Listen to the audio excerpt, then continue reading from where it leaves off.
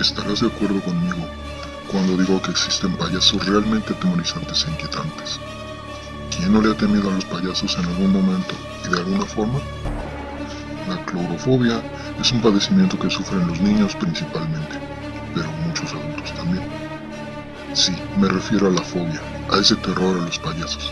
Y si no es tu caso, este personaje posiblemente hará replantearte la cuestión.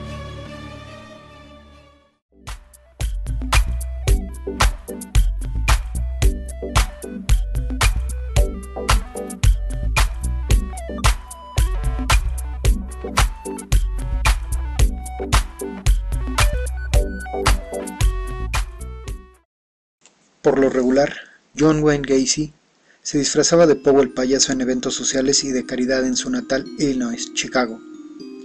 Hacía constantemente servicios a la comunidad, donde acudía a hospitales y a orfanatos, con el fin de entretener a los niños.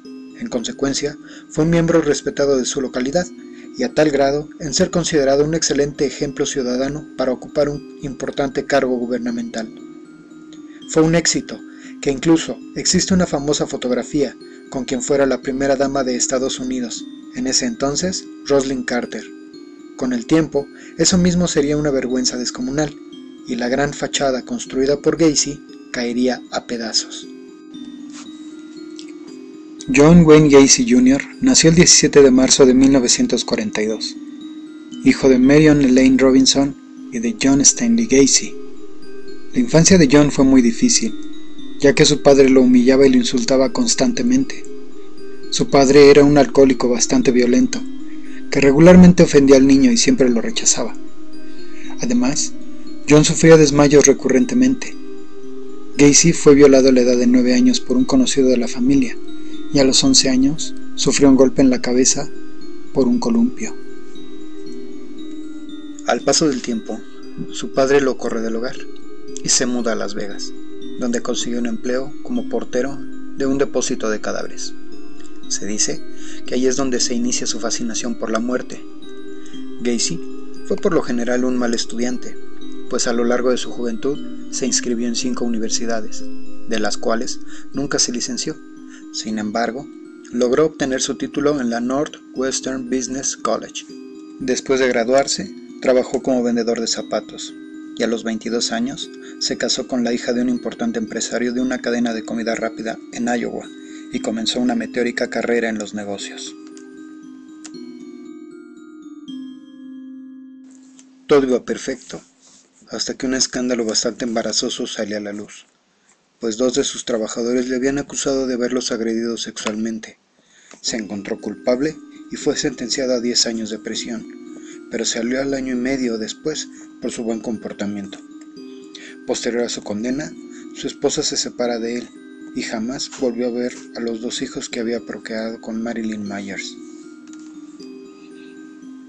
En su estancia en la cárcel, su padre muere de cirrosis. Este hecho también lo marcaría para siempre, pues a pesar de todo, amaba profundamente a su padre. Al salir de prisión, consigue un empleo en la cocina de un restaurante famoso de Chicago. Se muda con su madre y al ver que rápidamente se adapta a su nueva vida, le ayuda a comprar una casa para él.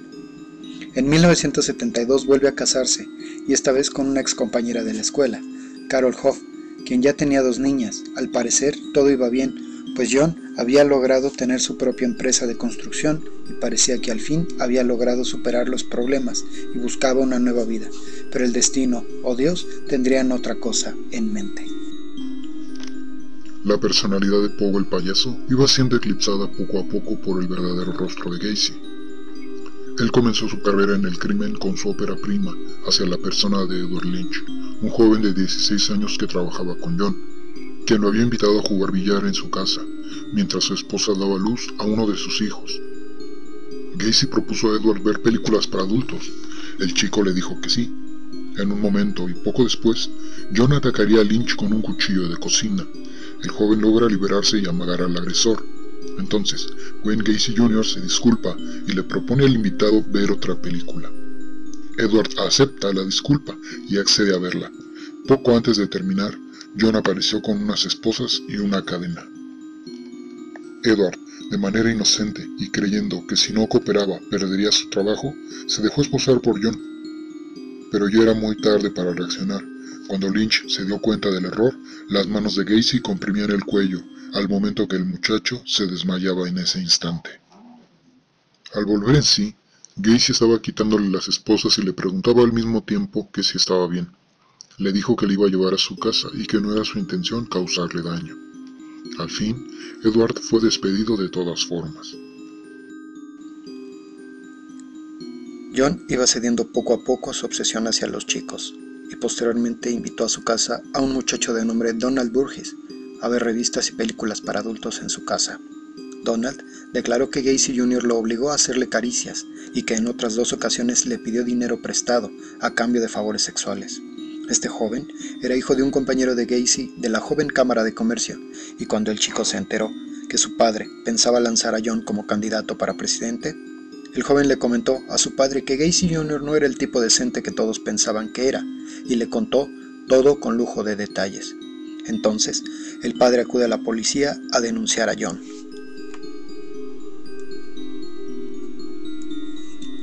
Wayne Gacy Jr. negaba las acusaciones en su contra, diciendo que el acto había sido consensuado, y que más bien esto obedecía a una estrategia para manchar su imagen, y mucha gente le creía, ya que lo afirmaba con tal seguridad, que lograba convencer a muchos.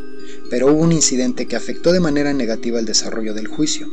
Después de 4 meses, se supo que alguien había golpeado a Donald para impedir que se presentara en el juicio.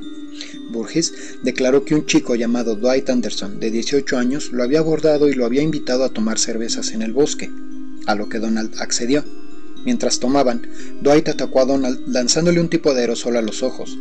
Mientras Burgess quedaba cegado parcialmente, Anderson lo golpeaba en el suelo. Pero Donald, al lanzar golpes a ciegas, uno de ellos alcanzó la nariz de Dwight. El joven de 18 años salió huyendo del lugar.